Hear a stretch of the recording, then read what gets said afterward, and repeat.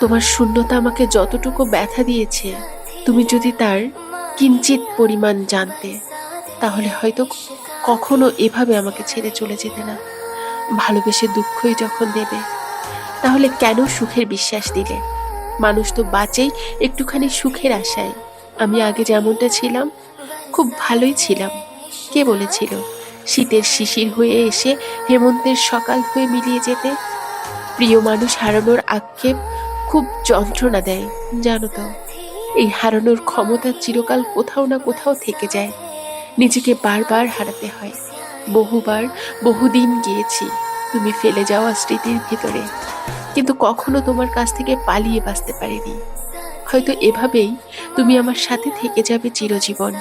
থেকে যাবে তুমি ভিন্ন কোনো রূপে, ভিন্ন কোনো শহরে।